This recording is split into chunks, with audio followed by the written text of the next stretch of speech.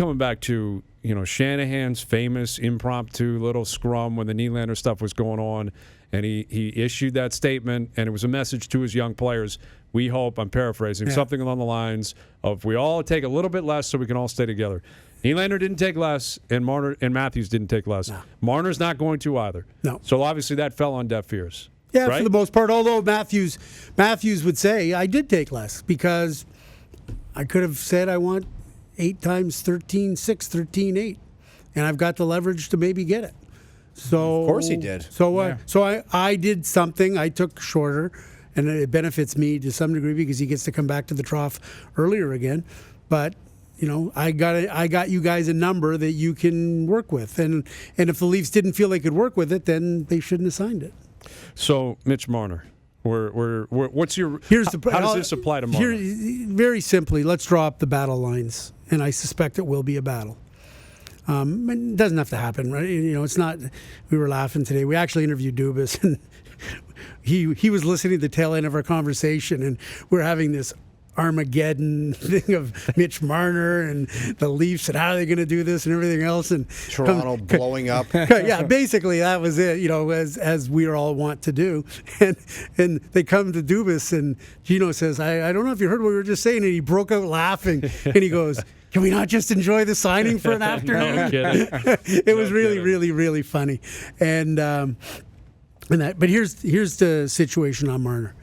In Mitch Marner's heart and mind, and that of the people surrounding him, his family, his agent, Darren Ferris, they absolutely 100% believe earnestly that Mitch Marner's worth every bit as much as Auston Matthews.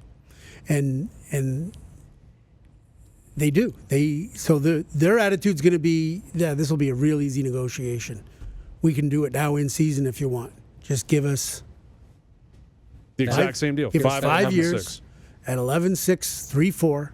We'll make it 11.616. 11.616. We'll take less. Yeah. 11. Right. 11.616. Robin Hood. And we're all good. Yeah, it's like these days I'm Kane. And here's the problem. Exactly. Here's the problem. Is that when you heard Kyle Dubas explain today why they gave Matthews what they gave him, he plays center. He's a premium elite goal scorer. You pay premiums for big centers. You pay premiums for elite goal scorers, and that's, I would imagine, going to be the Leafs sales pitch. Mm-hmm. And I'm just going to venture a guess here and say, in the grand scheme, if there is one, and this is just me projecting this because I don't know this, but if you've got Matthews at 11.6 and you've got Tavares at 11.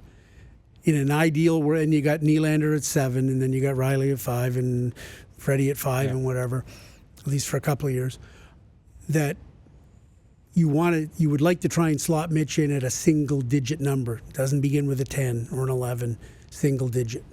And I think that would be the goal of the Leafs. So you can see, if that's the case, something in the 9s, and Marner's attitude is we want something in the 11s.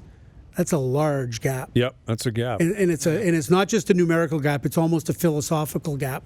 And they're going to say Kucherov makes 9.5. And if you're Marner's camp, you're saying, you know what, we don't care what Kucherov makes. Because, Panarin, he's a good winger. He's coming out. He's in free agency this summer. He's going to be going for 11. Kucherov signed in Florida.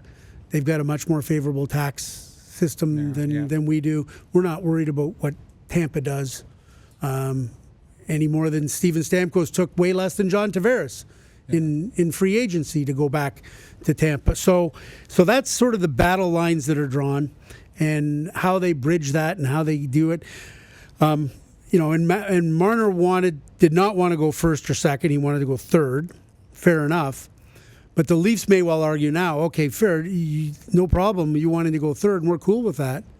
But we can't give you this. We would not like to give you the same term as Matthews because it doesn't make sense for us to have both you guys expire at the same time. And you're 4 years away from unrestricted free agency, so it doesn't make sense to us to do a 4-year deal where you can walk into free agency and we're not buying any free agent money for any free agent years from you. So you might surmise if you're the Leafs, you want to do a deal, we'll do a 2-year deal, a 3-year deal, a 6-year deal, a 7-year deal, or an 8-year deal, but we're not going to do 4 or 5. So is that not available to him? And these are some of the things that, but they got time to play it out, and well, we'll see. I wonder if it gets to a point where, Mitch Marner is incredibly popular in the city, incredibly popular. Yeah. But in my opinion, and you guys correct me if I'm wrong, I think Auston Matthews is the face of the franchise. And He's the king daddy topper. I get that impression. You go down to the Scotiabank Arena, there's a lot of 16s. There's a lot of 34s.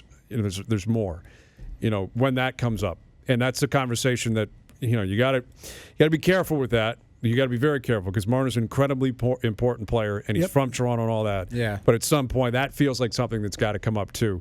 Taking it away from the ice, Matthews is the poster boy. Like, he's the guy that makes us. He makes more money than you make us. As ruthless as that might sound. And then just to play devil's advocate, if you're Marner, he's going to say, "Do you ever wonder why Tavares has scored as many goals this year as he scored?" Yeah. Yeah. No, he's got a great. He's making 11. A great player. He's making 11. So anyways, that's as I say, going to be the divide, and it's going to be fascinating to see when they start to close it, and B, how they close it, and then where all this ends up.